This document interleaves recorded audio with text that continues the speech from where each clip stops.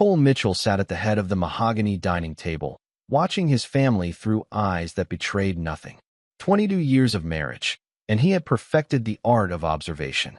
His daughter Aubrey, now 17, bore her mother's sharp features, but thankfully lacked her cruelty. His son Dylan, 15, had inherited Cole's quiet intensity, but used it for teenage brooding rather than strategic planning. Across from him, Brielle picked at her salmon with theatrical disinterest. Her blonde hair was styled differently now, more expensive, more attention-seeking. Everything about her screamed newfound confidence, the kind that came from believing you'd outsmarted someone you considered inferior. "So, Dad," Aubrey began, her voice carrying that particular tone teenagers reserve for topics they found distasteful. "Mom says you're finally going to sign the divorce papers." Cole cut his steak methodically, each slice precise. "Is that what she says?" Trevor Quinn shifted uncomfortably beside Brielle. The man was everything Cole appeared not to be: loud, flashy, successful in the obvious ways that impressed shallow people. His real estate empire had made him wealthy, and he wore that wealth like armor. What Trevor didn't know was that Cole had been studying him for months, learning every detail of his life, his business, his weaknesses. "Well, it's about time," Dylan muttered. "This whole thing is weird." Brielle's fork clinked against her plate. "What's weird is your father's inability to accept reality. Some people grow, Dylan. Some people move on to better things." Cole had been a cryptographer for the Department of Defense for 15 years before transitioning to private cybersecurity consulting. His work required patience, attention to detail, and the ability to see patterns others missed. These skills had served him well in marriage, too. He'd known about Brielle's affair with Trevor for 8 months before she worked up the courage to ask for a divorce. "Better things," Cole repeated quietly. "That's an interesting perspective." Trevor leaned forward, his confidence boosted by what he mistook for Cole's passivity. "Look, Cole, I know this is difficult, but Brielle and we're building something real here. Something lasting." 22 years wasn't lasting enough. 22 years of what? Brielle's voice rose slightly. "You sitting in that office of yours, obsessing over computers and codes while I raised our children alone? Trevor actually talks to me. He takes me places. He makes me feel alive." Cole nodded thoughtfully. During their marriage, he had indeed spent long hours working, but not just on cybersecurity. His real passion project had been something else entirely: a comprehensive digital surveillance network that he'd been refining for years. Every text message, every email, every phone call that passed through certain cellular towers in their city was captured and analyzed. It was illegal, of course, but Cole had learned long ago that legal and necessary were often different things. "You deserve to feel alive," he said to Brielle. "We all do." The restaurant around them buzzed with the usual dinner crowd: families celebrating birthdays and anniversaries, couples on dates, business associates cementing deals. None of them knew they were witnessing the last civil conversation Cole Mitchell would ever have with his family. "The thing is," Trevor continued, emboldened by Cole's apparent acceptance, "we want to do this right. Clean break, fair settlement. I can afford to be generous." Cole's smile was gentle, almost grateful. "That's very kind of you, Trevor." Aubrey looked between her parents, confusion evident on her young face. This wasn't the dramatic confrontation she'd expected. Her father's calm acceptance felt wrong somehow, though she couldn't articulate why. "So you'll sign?" Brielle pressed. "I'll do what needs to be done," Cole replied. "When the time is right." Later, as they walked to their cars in the restaurant parking lot, Cole pulled out his phone and checked a secure app that most of the public had never heard of. The red dots on his screen showed the real-time locations of 17 different people, all connected to Trevor Quinn's business and personal life. Some were employees, some were competitors, some were people Trevor had wronged over the years and forgotten about. Cole had not forgotten about any of them. As he drove home alone to his empty house, Brielle had moved in with Trevor 3 months ago. Cole mentally reviewed the timeline he'd spent months perfecting. Phase 1 would begin tomorrow morning. By the time Phase 3 concluded, Trevor Quinn would understand exactly what kind of man he'd chosen to cross, and Brielle would learn that some bridges, once burned, became funeral pyres. The birthday dinner had been pleasant. The war, however, was about to begin. Chapter 2: The Foundation Cracks. Trevor Quinn's morning routine was predictable: coffee at 6 a.m., gym by 6:30, office by 8 o'clock. Cole had been tracking these patterns for months, which made it simple to ensure that Trevor's first phone call of the day would come from his biggest client, Grandview Development Corporation. "Trevor, we need to talk," came the voice of Richard Grandview through Trevor's Bluetooth headset as he bench-pressed his usual 200 pounds. "There's been a problem with the Harbor Point project." Trevor finished his rep and sat up, grabbing his towel. "What kind of problem?" "The kind where the EPA is asking questions about soil contamination reports that don't match our environmental impact study. They want to see all correspondence between your firm and our environmental consultants." The weight room around Trevor continued its usual morning rhythm, the clanking of plates, the hum of treadmills, the grunts of exertion. But for Trevor, everything had gone silent except for Richard's voice. "That's impossible," Trevor said. "I personally reviewed those reports. Everything was clean." "Well, apparently someone has emails suggesting otherwise. I'm flying in this afternoon. We need to get ahead of this." What Trevor didn't know was that Cole had spent weeks crafting those emails. Not fake ones. Cole was too careful for such amateur tactics.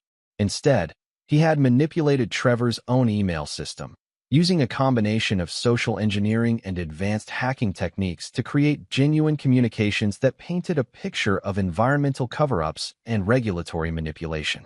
The beauty of Cole's approach was its subtlety. Every email was real, every document was authentic, every conversation had actually happened. Cole had simply edited reality. A word changed here, a date modified there, recipients added to conversations they'd never been part of.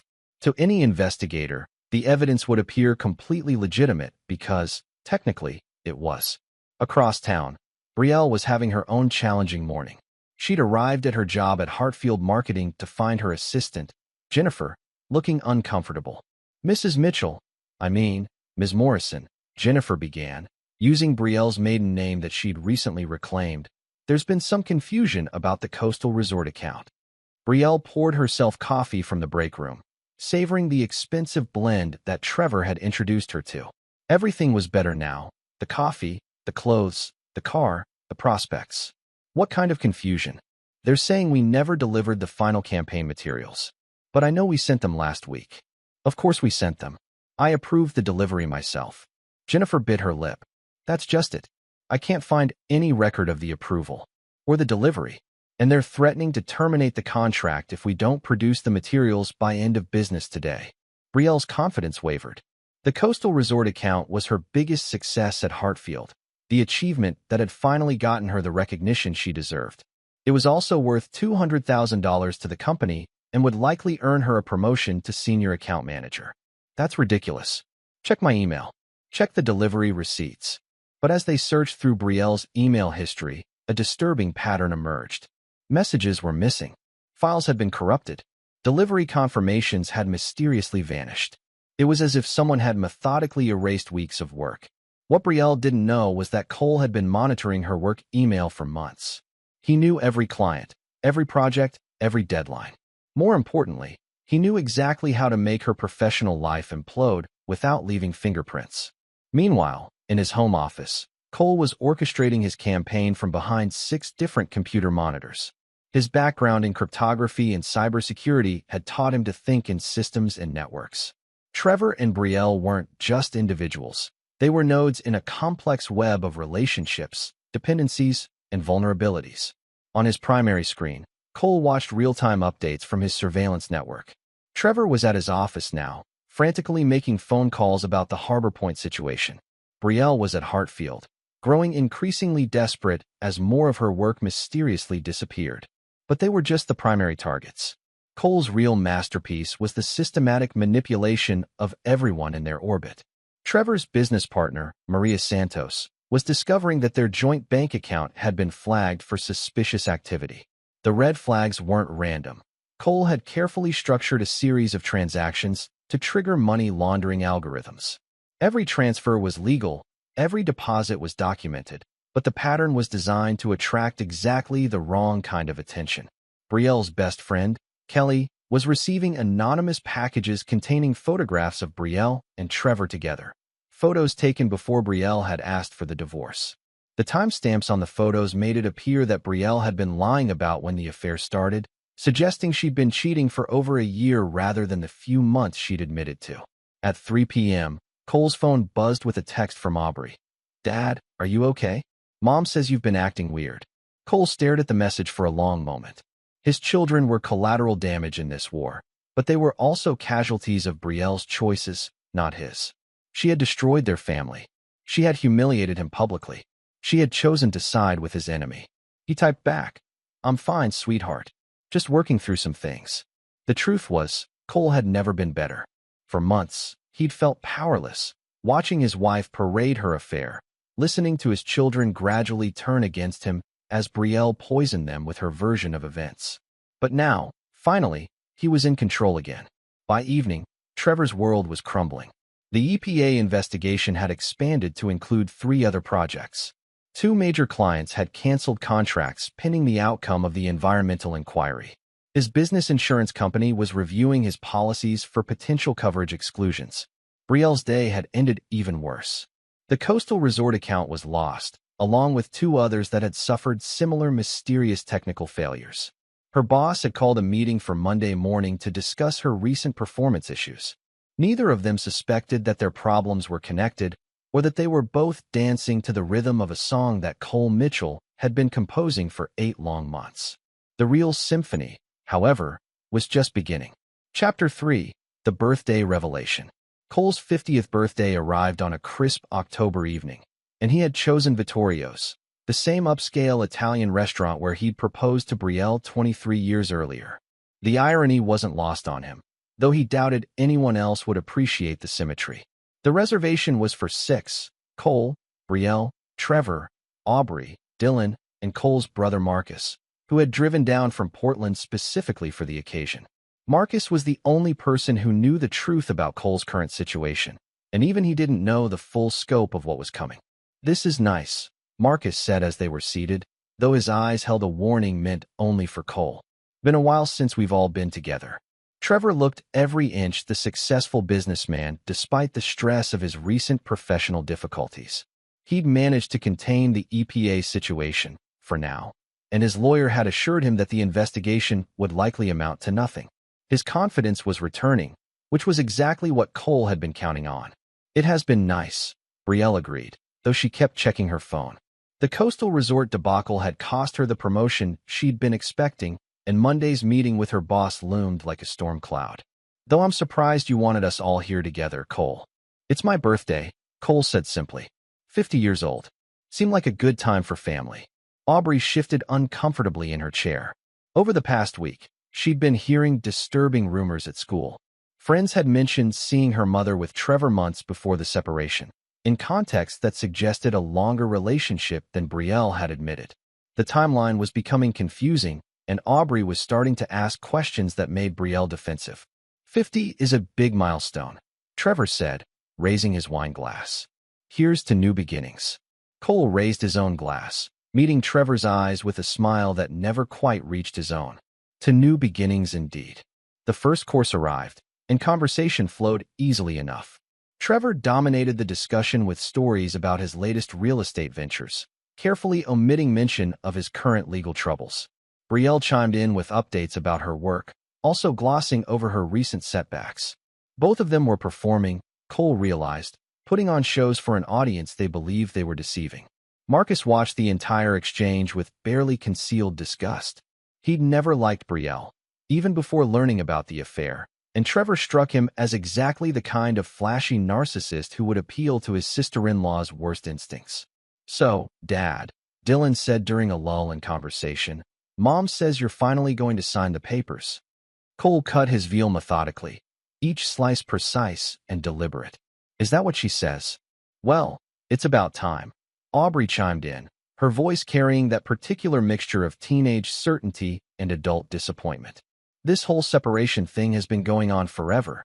Dad's a total loser now," she continued, her voice rising with the passion of youth convinced of its own righteousness. "Mom's new husband makes twice the money." The restaurant seemed to quiet around their table, other diners glancing over at the family drama unfolding. Cole noticed the attention but didn't react, continuing to eat his meal as if his daughter hadn't just publicly humiliated him. Trevor's chest swelled with pride and vindication. This was the moment he'd been waiting for, public acknowledgement of his superiority over the quiet man who'd never appreciated what he'd had. Brielle leaned back in her chair, a triumphant smirk playing across her lips. "Best divorce ever," she added, loud enough for the neighboring tables to hear. Marcus's knuckles went white around his wine glass, but Cole placed a restraining hand on his brother's arm. "Not yet." Cole simply smiled, pulled out his wallet, and placed enough cash on the table to cover the entire bill and a generous tip. The gesture was calm, dignified, and somehow more devastating than any angry outburst could have been. "Enjoy the rest of your evening," he said quietly, standing from the table. As he walked toward the exit, Cole could hear Trevor's nervous laughter, Brielle's defensive justifications to the other diners, and Aubrey's confused question about why he was leaving. But he didn't turn around. Outside in the parking lot, Marcus caught up with him. "Cole, I know what you're planning, and I think—" "You don't know what I'm planning," Cole interrupted gently. "You know what I've told you, which is barely a fraction of what's actually happening. These people aren't worth destroying your life over." Cole turned to face his brother, and for the first time in months, Marcus saw something dangerous flicker behind Cole's calm exterior. "They didn't just leave me, Marcus. They humiliated me. In front of my own children. In front of our friends. In front of the entire town. They've spent months making me the subject of their private jokes, their pillow talk, their shared contempt. But if you—" "Tomorrow morning," Cole continued, "the headlines will break. And everyone will understand why I never defended myself. Why I never fought back. Why I let them think they had won." Marcus felt a chill that had nothing to do with the October air. "What headlines?" Cole's smile was peaceful, almost serene. "The kind that end careers. The kind that destroy reputations. The kind that teach people what happens when they mistake patience for weakness." As Cole drove home to his empty house, he thought about the elaborate digital timer he'd constructed over the past 8 months. Every email planted, every document altered, every relationship manipulated. All of it had been leading to this moment. At exactly 6 a.m. the next morning, that timer would reach zero. And Trevor Quinn would learn what it meant to go to war with a man who had spent 2 decades learning how to make problems disappear, or in this case, how to make them appear exactly where he wanted them, when he wanted them, with devastating precision. The birthday dinner was over. The real celebration was about to begin. Chapter 4. The morning after. Cole Mitchell woke at 5:30 a.m., precisely as he had every morning for the past 8 months. He made coffee, checked his secure email, and reviewed the automated reports from his surveillance network. Everything was proceeding exactly as planned. At 6 a.m., the timer reached zero. Trevor Quinn's phone began ringing while he was still in bed beside Brielle. The caller ID showed his lawyer, which was never a good sign before sunrise. "Trevor, we have a problem," came the voice of David Park, Trevor's attorney. "The FBI raided your office an hour ago." Trevor sat up so quickly that Brielle woke beside him. "What? That's impossible. The EPA thing was contained." "This isn't about the EPA. They have warrants related to money laundering, wire fraud, and racketeering. They've seized your computers, your files, your bank records, everything." What Trevor didn't know was that Cole had spent months carefully constructing a paper trail that connected Trevor's legitimate real estate transactions to a network of shell companies that appeared to be laundering money for organized crime.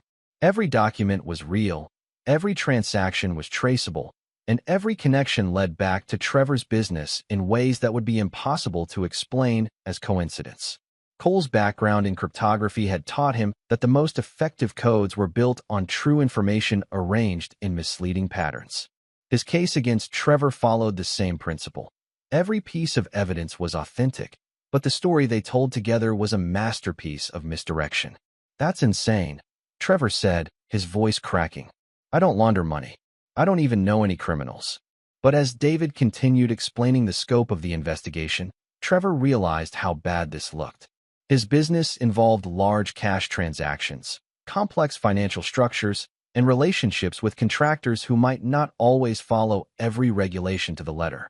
In the right light or the wrong light, it could appear exactly like what the FBI was alleging. Across town, Brielle was having her own emergency.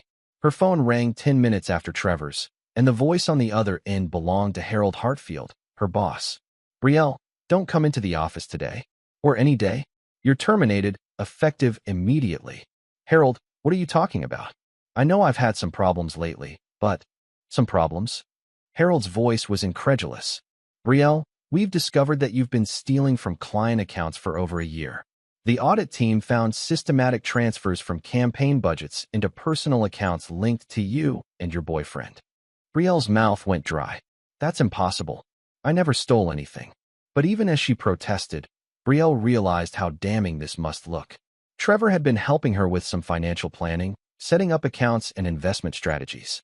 If someone wanted to make those legitimate transactions appear criminal, what she didn't know was that Cole had been systematically creating that appearance for months. Every financial move Trevor had helped her make had been carefully documented and cross-referenced in ways that painted a picture of embezzlement and fraud. Cole had even created fake correspondence between Brielle and Trevor discussing how to hide the stolen money. By 8 a.m., both of their phones were buzzing constantly. News crews were setting up outside Trevor's office building. The story was spreading through their social circle like wildfire. The headlines were exactly what Cole had promised his brother they would be. Local real estate mogul linked to money laundering operation. Marketing executive accused of client fund theft. FBI investigates million-dollar fraud scheme. Marcus Mitchell read the news reports from his hotel room with a mixture of awe and horror. He'd known his brother was planning something, but this was beyond anything he'd imagined. The level of coordination, the depth of planning, the sheer scope of the operation. It was like watching a master chess player reveal that he'd been thinking 20 moves ahead while his opponents were still trying to understand the rules. At 10 a.m., Cole's phone rang. It was Aubrey, and she was crying. Dad, I don't understand what's happening. Everyone at school is talking about Mom and Trevor. They're saying horrible things. Cole felt a momentary pang of sympathy, but it was overwhelmed by the memory of her words at dinner. Dad's a total loser now. Some lessons, he reflected, could only be learned through consequences. I'm sorry you're going through this, sweetheart. Did you know? Did you know this was going to happen? Cole chose his words carefully. I knew that actions have consequences. I knew that people who make certain choices eventually have to face the results of those choices. But Mom says she didn't do anything wrong. She says someone is framing them. Your mother is very good at believing what she wants to believe. There was a long pause on the line. When Aubrey spoke again, her voice was smaller, younger. Everyone's saying that Mom was cheating for a long time. Longer than she told us. What do you think? I think maybe you weren't the loser in this situation. Cole felt a complex mix of satisfaction and sadness. His daughter was learning the truth, but the cost was her innocence about her mother. I'm still your father, Aubrey. No matter what happens, that won't change. But even as he spoke the words, Cole knew they weren't entirely true. Aubrey and Dylan had chosen sides in this war, just as their mother had. They had publicly humiliated him, dismissed him, treated him as an obstacle to their new, better life with Trevor. They were his children, but they were also his betrayers. Forgiveness, Cole had learned long ago, was a luxury he couldn't afford. By noon, Trevor's world had completely collapsed. 3 more clients had terminated contracts. His business insurance company had canceled his policies pending the outcome of the investigation. His bank had frozen his accounts. The bail hearing was scheduled for Monday morning, assuming he could find a lawyer willing to represent him. Brielle was faring no better. Hartfield Marketing had filed a criminal complaint against her. Her personal bank accounts were frozen as part of the investigation. The apartment she'd been sharing with Trevor was connected to his business assets, which meant the FBI had seized that too. Cole watched it all unfold from his home office, monitoring news reports and encrypted communications from his network of contacts. Everything was proceeding exactly as he designed it to. The beautiful thing about his plan was that it was entirely self-sustaining now. The FBI investigation would uncover more evidence, because Cole had placed more evidence to be found. The media coverage would intensify because Cole had been feeding information to reporters for weeks.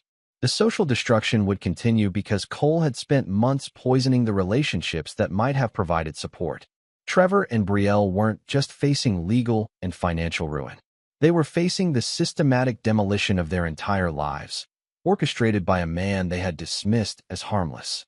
The war was no longer coming. It had arrived, and Cole Mitchell was winning. Chapter 5. The Walls Close In. 3 days after the FBI raid, Trevor Quinn sat in a holding cell awaiting his bail hearing. His arrest had been a media spectacle, cameras capturing him being led away in handcuffs from the penthouse apartment he'd shared with Brielle. The footage had already been replayed hundreds of times on local news. His lawyer, David Park, sat across from him in the interview room, looking haggard. "Trevor, I have to be honest with you. The evidence against you is substantial. They have financial records going back 2 years, email communications, phone records. Everything points to a sophisticated money laundering operation. But I didn't do any of this," Trevor insisted. "Someone is setting me up. That's what everyone says. But the prosecutor has bank records showing transfers from your business accounts to shell companies in the Cayman Islands. They have emails between you and known associates of organized crime figures. They have recorded phone conversations." Trevor's blood ran cold. "What phone conversations?" David consulted his notes.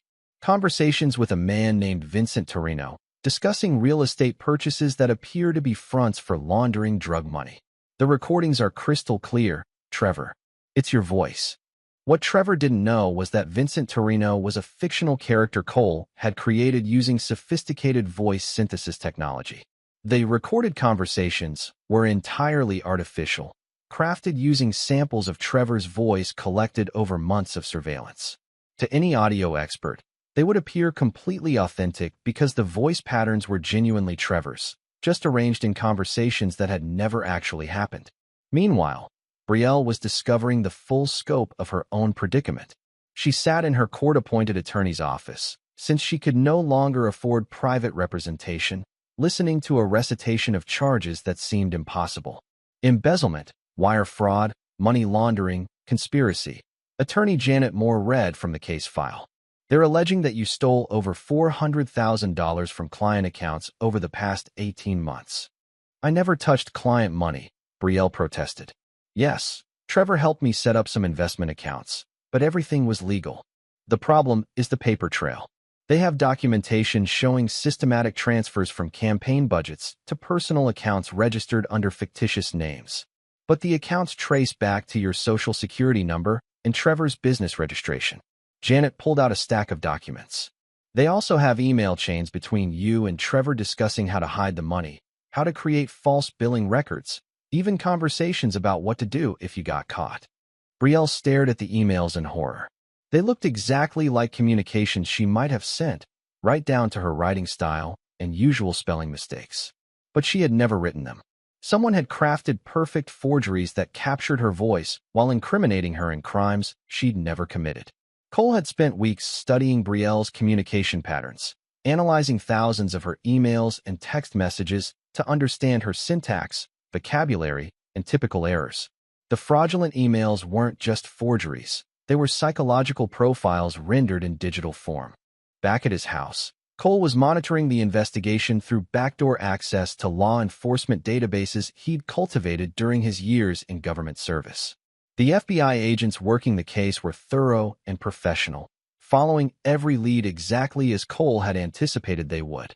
Special Agent Sarah Chun was particularly impressive. She'd uncovered connections that even Cole hadn't explicitly planted, finding legitimate criminal associations in Trevor's past that made the false allegations more believable. Trevor's college roommate had been arrested for drug dealing 15 years ago. A contractor Trevor had used for several projects had ties to organized crime. These real connections provided the foundation that made Cole's fictional conspiracy seem entirely plausible. Cole's phone buzzed with a text from Dylan. "Dad, can you come pick me up? I don't want to stay at Mom's friend's house anymore." This was interesting. Cole had wondered how long it would take for the children to realize that their mother's new life wasn't as stable as they believed.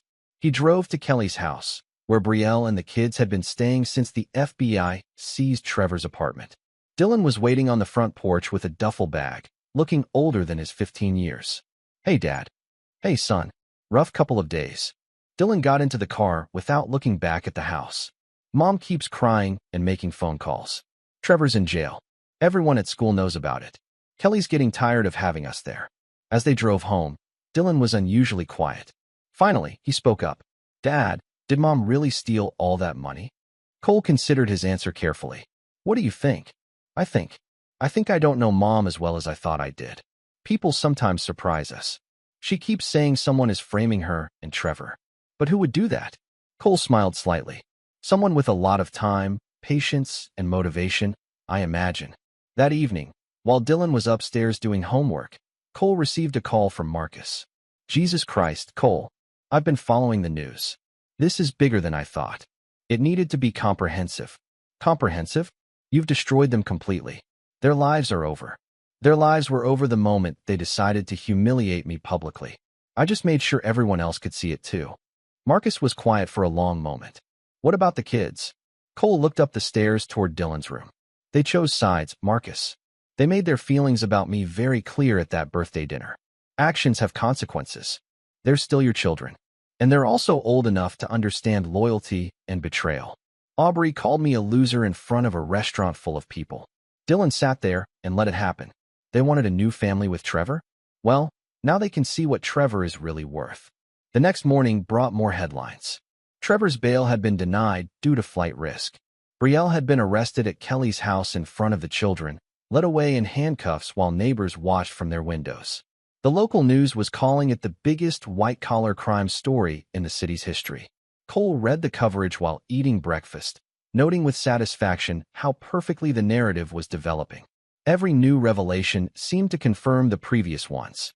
Every piece of evidence reinforced the overall pattern.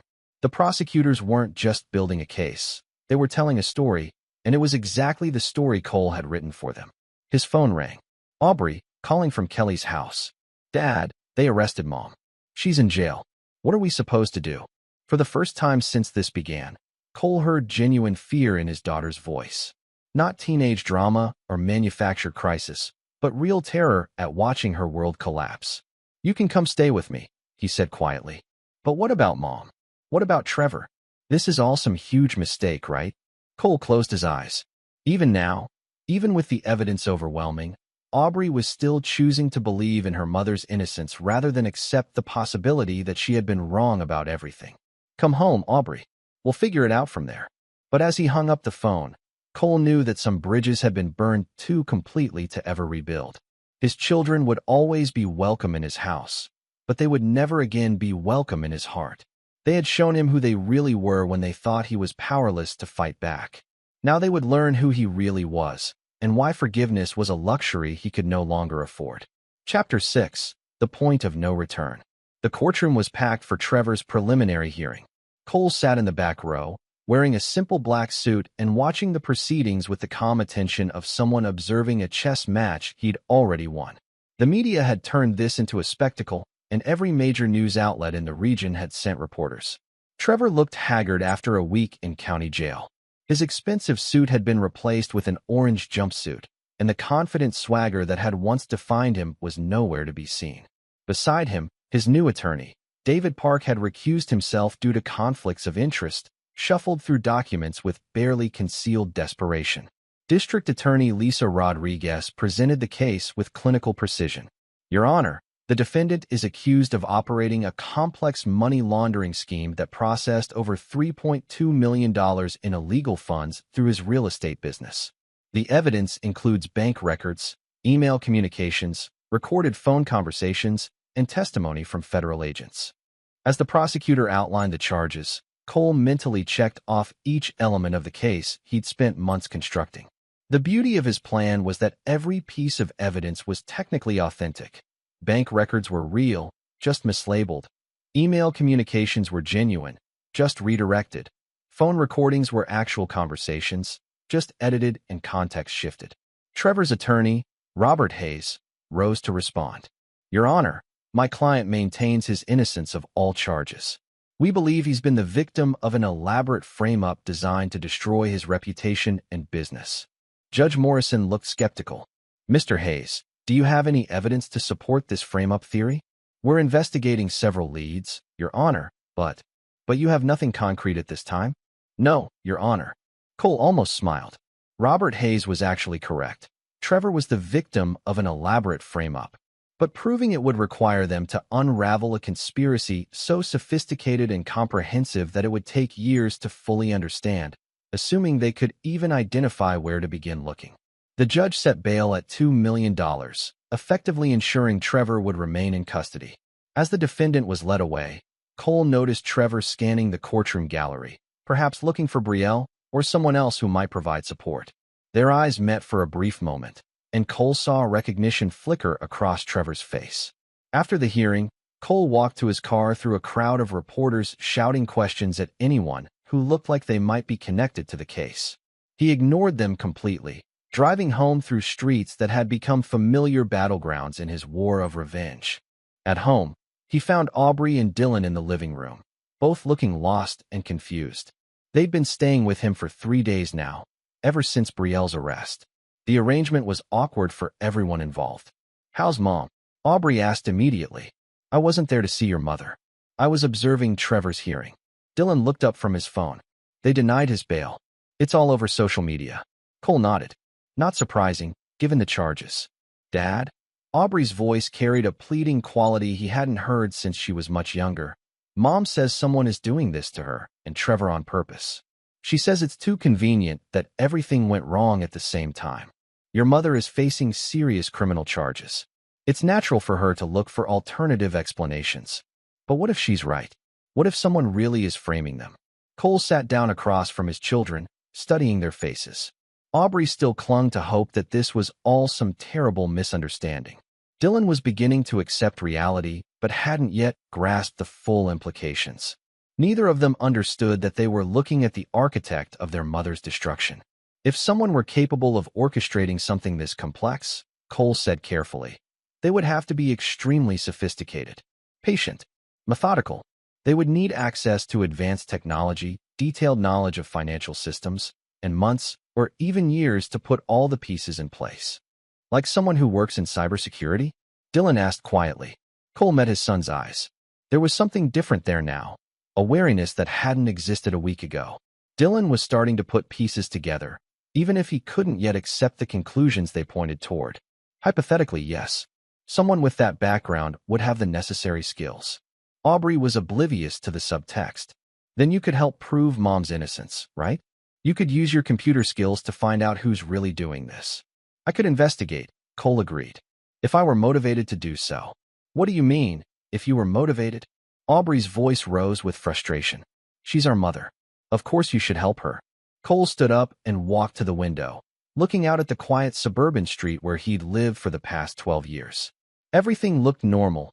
Kids riding bikes, neighbors walking dogs, the usual rhythms of middle-class life. But beneath that surface normalcy, Cole had been waging a war that would reshape multiple lives forever. "Your mother made her choices, Aubrey. She chose to have an affair. She chose to ask for a divorce. She chose to move in with Trevor. She chose to humiliate me publicly at my own birthday dinner. But that doesn't mean she's a criminal." Cole turned back to face his children. "Doesn't it? She betrayed the most fundamental promise of our marriage. She lied to me for months about her relationship with Trevor. She turned you both against me with her version of events. Why is financial betrayal so much worse than emotional betrayal?" Dylan was staring at his father with growing comprehension. "Dad, what are you saying?"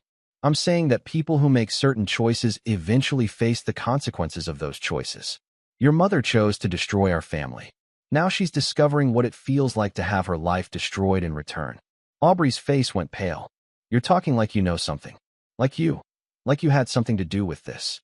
Cole looked at his daughter, really looked at her, for the first time in months. She had her mother's eyes, her mother's stubbornness, and increasingly, her mother's ability to ignore uncomfortable truths. "I had everything to do with this," he said quietly. The room went silent except for the ticking of the antique clock on the mantelpiece. Dylan's phone slipped from his fingers onto the couch. Aubrey's mouth opened and closed without sound. "You destroyed Mom's life because she wanted a divorce." Aubrey finally whispered. "I destroyed your mother's life because she chose to wage war against me, and she assumed I was too weak to fight back. She was wrong." Dylan found his voice. "Dad, this is insane. You can't destroy people because they hurt your feelings." Cole's expression hardened. "Hurt my feelings? Is that what you think this was about?" He walked to his desk and pulled out a thick folder filled with photographs, printed emails, and surveillance reports. "Your mother didn't just leave me, Dylan. She spent months planning this divorce while pretending to work on our marriage. She emptied our joint savings account and transferred the money to accounts Trevor helped her set up. She told our friends that I was abusive, that I had threatened her, that she was afraid of me. She poisoned you both against me with lies about why our marriage failed. Cole threw the folder onto the coffee table, its contents spilling across the surface. She turned my own children against me, made me the villain in a story where I was the victim, and then celebrated her victory in front of a restaurant full of strangers.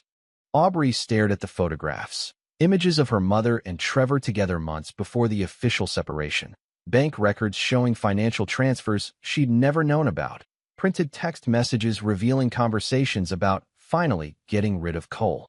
So yes, Cole continued, I fought back. And I won. Dylan picked up one of the surveillance photos, his hands shaking. How long have you been planning this? Since the day I realized your mother was cheating. 8 months of preparation. 8 months of watching, waiting, and building the perfect trap. Aubrey was crying now, but Cole felt no sympathy. These were the children who had publicly called him a loser, who had celebrated Trevor's superiority, who had chosen sides in a war they didn't understand. You're both welcome to stay here as long as you need to, Cole said, gathering up the scattered documents. But understand this, I don't forgive betrayal. Ever. From anyone. Including family. As he walked toward his office, Dylan called after him. Dad, what happens now? Cole paused at the doorway. Now your mother and Trevor discover what happens when you mistake patience for weakness. The trials will probably last 6 months. They'll both be convicted. Trevor will get 10 to 15 years in federal prison. Your mother will get 5 to 8. And us. Cole looked back at his children. His son who was beginning to understand the depth of his father's capacity for revenge. His daughter who was still struggling to accept that her perfect new life had been built on lies and criminal activity. You learned to live with the consequences of the choices you made. Just like everyone else. The war was over. Cole Mitchell had won completely. But victory, he was discovering, was a cold and solitary thing. Chapter 7. The Reckoning. 6 weeks after the arrests, Cole received an unexpected visitor. FBI Special Agent Sarah Chin stood on his doorstep at 7 a.m., badge in hand, professional but clearly exhausted. Mr. Mitchell, I'm Agent Chun. I'm investigating the Quinn Morrison case. Could we talk? Cole invited her in, offered coffee, and settled into his living room chair with the calm demeanor of someone who had nothing to hide because he'd been careful never to leave anything that could be found. I have to say, Mr. Mitchell, this case has some unusual elements. How so? Agent Chin opened her tablet and scrolled through what appeared to be hundreds of pages of notes. The evidence against your ex-wife and Mr. Quinn is overwhelming. Almost perfectly constructed, you might say. Every piece supports every other piece. Every lead confirms the overall narrative. In 23 years of federal investigation, I've never seen a conspiracy case this comprehensive. Cole sipped his coffee. Thorough criminals, I suppose. Or a thorough frame-up. They sat in silence for a moment, each studying the other. Cole recognized that Agent Chun was exceptionally intelligent and had probably identified inconsistencies in the case that would take most investigators months to discover. Mr. Mitchell, what do you do for a living? Cybersecurity consulting. I help companies protect their digital assets from sophisticated attacks. And before that, 15 years with the Department of Defense. Cryptography and digital intelligence. Agent Chin made notes on her tablet. So you'd have the technical expertise to create false digital evidence. Email communications, bank records, phone recordings. Hypothetically, yes. But that would be illegal. Hypothetically. Agent Chin smiled without warmth. Mr. Mitchell, I'm going to share something with you off the record. This case is falling apart. Cole felt a momentary flutter of alarm, but kept his expression neutral. In what way? The recordings of Mr. Quinn's phone conversations with alleged crime figures? Our audio analysts are finding inconsistencies. The voice patterns match Mr. Quinn perfectly, but there are micro-variations in tone and breathing that suggest digital synthesis. Interesting. The email communications between your ex-wife and Mr. Quinn discussing money laundering? Our forensic team has found evidence of metadata manipulation. The messages were created on the right dates, but not at the times claimed. Agent Chin leaned forward. Someone with extremely sophisticated technical skills has constructed an elaborate false narrative. Someone who understands federal investigation procedures well enough to create evidence that would survive initial scrutiny, but not deep forensic analysis. Cole set down his coffee cup. And you think that someone is me? I think that someone is you. They stared at each other across the living room where Cole had sat with his children 6 weeks earlier, confessing his role in their mother's destruction. Agent Chun was clearly hoping for some kind of reaction: anger, fear, defensive explanations. Instead, Cole simply nodded. "Prove it." "Excuse me." "Prove it," Cole repeated calmly. "You've identified flaws in the evidence. You suspect digital manipulation. You believe I have motive and opportunity. But can you prove that I created false evidence?" Agent Chen's confidence wavered slightly. "We're working on that." "Agent Chen, I spent 15 years learning how to make digital evidence disappear completely. If I wanted to frame someone, do you really think I'd be sloppy enough to leave forensic breadcrumbs for you to follow?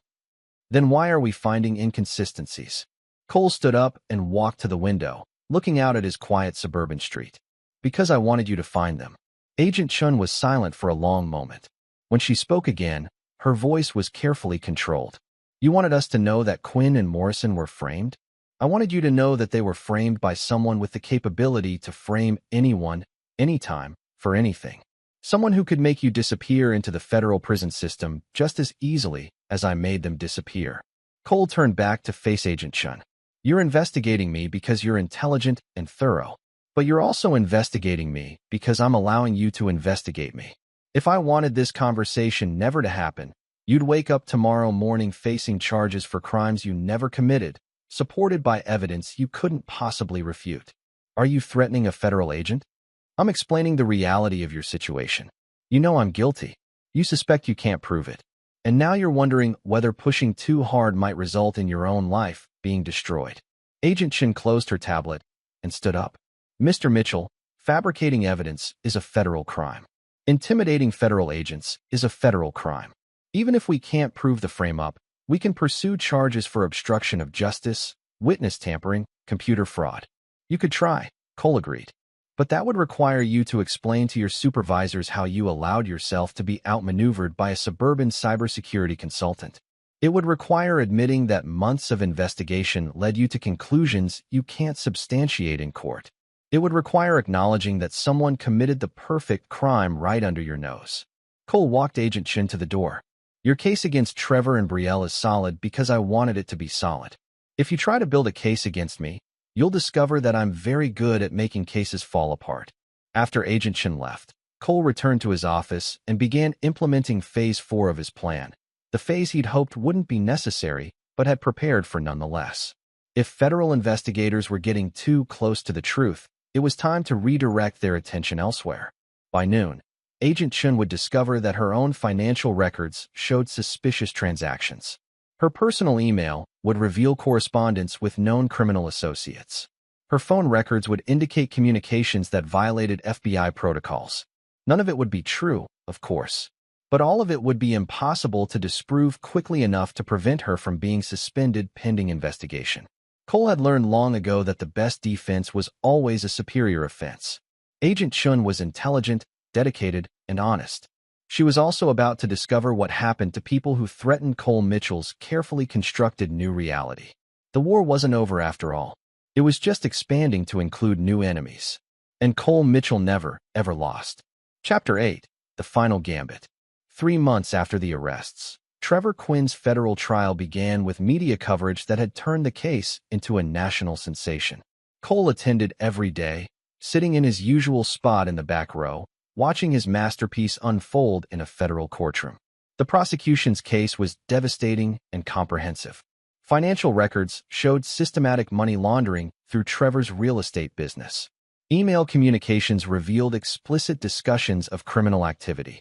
Recorded phone conversations captured Trevor apparently negotiating deals with organized crime figures. Bank records traced millions of dollars through shell companies designed to hide illegal profits. Trevor's defense attorney, Robert Hayes, had developed a strategy around the frame-up theory, but it was falling apart under the weight of evidence. Even the forensic inconsistencies that Agent Chun had identified weren't enough to overcome the sheer volume of incriminating material. "Ladies and gentlemen of the jury," Prosecutor Lisa Rodriguez said during her opening statement, "the evidence will show that Trevor Quinn operated a sophisticated criminal enterprise for over 2 years, using his legitimate real estate business as a front for money laundering operations that processed over $3.2 million in illegal funds. Cole watched Trevor's face as the charges were read. The confident swagger was long gone, replaced by the hollow-eyed desperation of a man watching his life being systematically destroyed by forces he couldn't understand or control. Brielle's trial was scheduled to begin 2 weeks later, but her situation was even worse than Trevor's. Without Trevor's resources, she'd been forced to rely on a public defender who was handling 37 other cases simultaneously. The evidence against her was equally comprehensive: financial records, email communications, and testimony from former colleagues at Hartfield Marketing who had been convinced she was guilty. During a recess, Cole stepped outside the courthouse for air and found Dylan waiting by his car. "Dad, we need to talk." Over the past 3 months, Dylan had been staying with Marcus in Portland, refusing to live in the same house as his father. Aubrey had chosen to remain with Cole, though their relationship was strained and artificial. "What can I do for you, son?" Dylan looked older than his 16 years, worn down by months of media attention and social isolation. "I want you to stop this." "Stop what?" "You know what. This whole thing.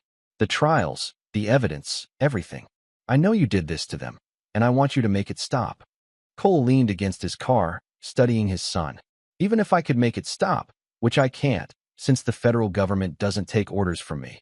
"Why would I?" "Because they're going to prison, Dad. Mom's going to prison for years because you wanted revenge. Your mother is going to prison because she committed crimes. Crimes you made her commit. Crimes you set her up for." People were starting to stare at the teenager shouting in the courthouse parking lot. Cole placed a restraining hand on Dylan's arm. "Lower your voice." "No." Dylan shook off his father's grip. "I won't lower my voice. You destroyed our family because your feelings got hurt. You sent our mother to prison because she wanted a divorce. You ruined innocent people's lives for revenge." Cole's patience finally snapped. "Innocent people? Your mother stole money from our joint accounts to fund her new life with Trevor. She lied to you and Aubrey about why our marriage ended. She turned my own children against me and then celebrated her victory publicly. Trevor helped her hide assets, manipulate financial records, and plan a divorce strategy designed to leave me with nothing. But they didn't launder money for criminals." "No, they didn't. But they did commit fraud, theft, and conspiracy. I just made sure they faced consequences for different crimes than the ones they actually committed." Dylan stared at his father with a mixture of horror and fascination. "You're insane." "I'm thorough. There's a difference. What happens when this is over? When Mom and Trevor are in prison and Aubrey and I hate you forever? What do you win?" Cole considered the question seriously. Over the past few months, he'd been asking himself the same thing. His revenge had been complete and devastating, but the victory felt increasingly hollow. "I win the knowledge that people who betray me face consequences. I win the certainty that no one will underestimate me again. I win the peace that comes from balancing the scales." "You win nothing," Dylan said quietly. "You destroyed your family to prove a point that no one but you cares about." As Dylan walked away, Cole felt something he hadn't experienced since this whole campaign began: doubt. Not about his methods or his justification, but about the ultimate value of what he'd accomplished. That evening, he sat in his empty house and reviewed the files he'd compiled over the past year. Thousands of documents, hundreds of photographs, months of surveillance data, weeks of manufactured evidence. It was a masterpiece of planning and execution, but it was also the record of a man who had allowed his need for revenge to consume everything else in his life. His phone rang. Aubrey, calling from upstairs. "Dad, can you come up here? I want to show you something." He found her in her room, laptop open to a news article about children of convicted criminals. The headline read, "Living in the Shadow of Infamy: How High-Profile Crimes Affect Families." "I've been reading about kids whose parents went to prison for famous crimes," Aubrey said without looking at him. "Do you know what happens to them?" Cole sat on the edge of her bed. "Tell me." "They get bullied at school. They can't make friends because everyone knows who their parents are. They have trouble getting into colleges because admissions committees remember the news stories. They spend their whole lives being defined by things their parents did." Aubrey finally looked at her father. "That's going to be me and Dylan. For the rest of our lives. We're going to be the kids whose mother went to prison for money laundering. Every time someone Googles our names, they'll find articles about Mom and Trevor." Cole felt a cold weight settling in his chest. In all his months of planning, he had considered the impact on Trevor and Brielle, the satisfaction of seeing them destroyed, the justice of making them pay for their betrayals. But he had never really considered the long-term consequences for his children. "I'm sorry," he said quietly. "Are you? Are you really sorry, or are you just saying that?" Cole looked at his daughter, 17 years old, facing a future shaped by his need for revenge, and realized that his war had claimed casualties he'd never intended to target. "I'm sorry that you and Dylan are paying a price for choices your mother and I made. But I'm not sorry that I fought back when I was attacked." Aubrey nodded slowly. "I know. And that's the problem, isn't it? You're never going to be sorry for what you did to them, even when you see what it's doing to us." As Cole returned to his office, he reflected on Agent Chin's investigation, which had mysteriously stalled after she was suspended for her own alleged financial irregularities. The federal prosecutor's office had quietly dropped any inquiry into the authenticity of evidence in the Quinn Morrison case. Trevor and Brielle would be convicted based on manufactured evidence, and no one in authority wanted to dig deep enough to discover the truth. Cole Mitchell had committed the perfect crime, but as he sat alone in his empty house, listening to his daughter cry in the room above him, he was beginning to understand that perfect crimes could have imperfect consequences. The war was ending, but the casualties would last a lifetime. Chapter 9: Victory's Price. The verdicts came down on a cold February morning, exactly 1 year after Cole's birthday dinner at Vittorio's. Trevor Quinn was convicted on all counts and sentenced to 12 years in federal prison. Brielle Morrison was convicted on all counts and sentenced to 7 years. Cole watched from his usual seat in the back row as the sentences were read. Trevor stared straight ahead, showing no emotion. Brielle wept quietly, her public defender offering useless comfort. Neither of them looked back at the gallery, where Cole sat alone. Their families had long since abandoned them. Their friends had distanced themselves, and their children had been permanently marked by their parents' crimes. It was, by any measure, a complete victory. Outside the courthouse, reporters mobbed the area looking for statements from anyone connected to the case. Cole walked through the crowd unnoticed, just another observer, another curious citizen interested in seeing justice served. At home, he found the house empty. Aubrey had moved to Portland to live with Marcus and finish her senior year there, away from the media attention and social stigma. Dylan had already been there for months. Both of his children had decided they wanted nothing to do with their father's version of justice. Cole poured himself a drink and sat in his office, surrounded by the monitors and files that had been his weapons in this war. For the first time in over a year, he had nothing to plan, no moves to calculate, no enemies to outmaneuver. His phone buzzed with a text from Marcus. "Saw the news. Hope you're satisfied. The kids are doing better here, by the way. Dylan might actually graduate on time, and Aubrey's college applications are going well. They don't talk about you much." Cole stared at the message for a long time before deleting it without responding. Over the following weeks, Cole found himself struggling with an unexpected emotion: emptiness. The campaign that had consumed his life for over a year was finished. His enemies were destroyed. His revenge was complete. But instead of satisfaction, he felt only a hollow sense of purposelessness. He returned to his cybersecurity consulting work, but it felt trivial after orchestrating the destruction of 2 people's lives. Clients brought him problems that seemed insignificant compared to the complex psychological and technical challenges of his revenge campaign. 3 months after the sentencing, Cole received an unexpected letter. The return address showed it was from Brielle, postmarked from the Federal Women's Correctional Facility where she was serving her sentence. "Cole, I know you'll probably throw this away without reading it, but I had to try. I've had a lot of time to think over the past few months, and I wanted you to know that I understand what you did. I know you framed Trevor and me. I don't know how you did it, and I can't prove it, but I know. The evidence was too perfect, too comprehensive, too convenient. You spent months planning this, didn't you? I also know why you did it. Not just because I had an affair, not just because I asked for a divorce, but because of how I did it. Because I humiliated you. Because I made you feel powerless. Because I turned the kids against you and celebrated your defeat publicly. I was cruel, Cole. I was vindictive and petty and deliberately hurtful in ways that had nothing to do with wanting out of our marriage and everything to do with wanting to make you suffer. I guess I succeeded. But here's what I want you to know. I'll survive this. I'll serve my time, and I'll get out, and I'll rebuild my life. Trevor will too, Eventually. We're not broken people, just people who made bad choices and got caught.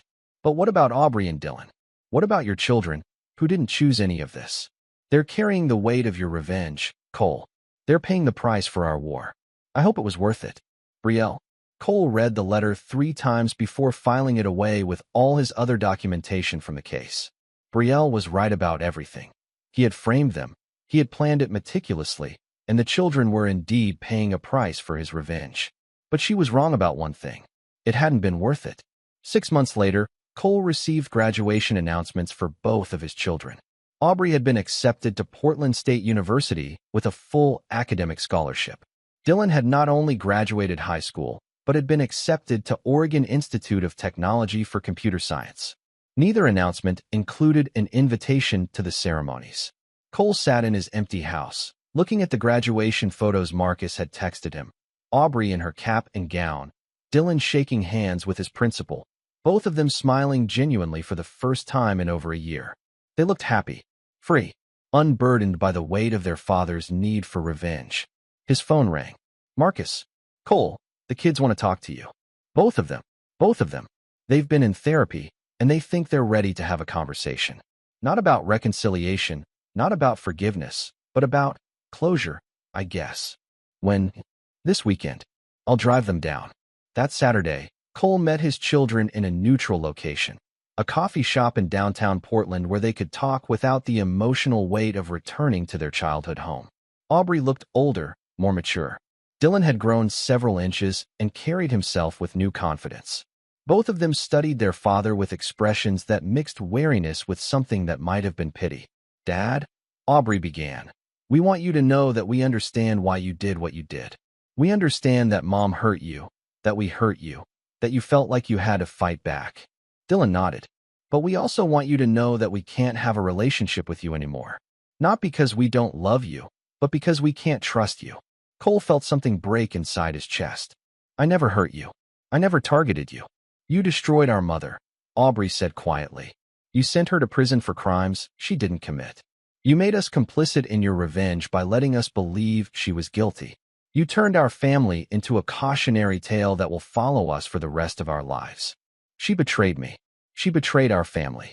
And you destroyed her for it, Dylan said. Completely, utterly, without mercy. If you could do that to someone you loved for 22 years, what would you do to us if we disappointed you again? Cole opened his mouth to protest, but the words died in his throat. His children were right to be afraid of him. He had proven himself capable of anything in service of his need for revenge. We're going to change our names, Aubrey said. We're going to legally become Aubrey and Dylan Walker, Mom's maiden name. We want to be able to build lives that aren't defined by what happened to our family. We'll always be your children, Dylan added. But we can't be your family anymore. As they prepared to leave, Aubrey turned back one last time. Dad, I hope someday you understand that winning isn't the same as being right. And revenge isn't the same as justice. Cole sat alone in the coffee shop for hours after they left, thinking about the price of his perfect victory.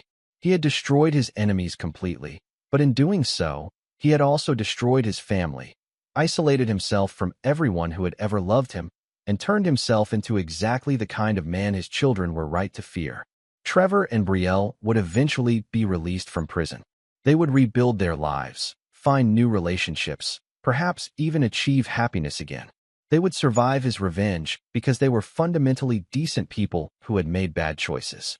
But Cole Mitchell would spend the rest of his life alone, surrounded by the tools and trophies of his perfect war, having won everything he thought he wanted and lost everything that had actually mattered. He had sought justice and achieved revenge. He had demanded satisfaction and received isolation. He had proven his superiority and confirmed his emptiness. In the end, Cole Mitchell had won the war so completely that there was nothing left to rule over but the ruins of his own life. The silent storm had passed, leaving only silence behind.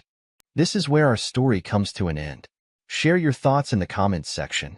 Thanks for your time. If you enjoy this story, please subscribe to this channel. Click on the video you see on the screen, and I will see you there.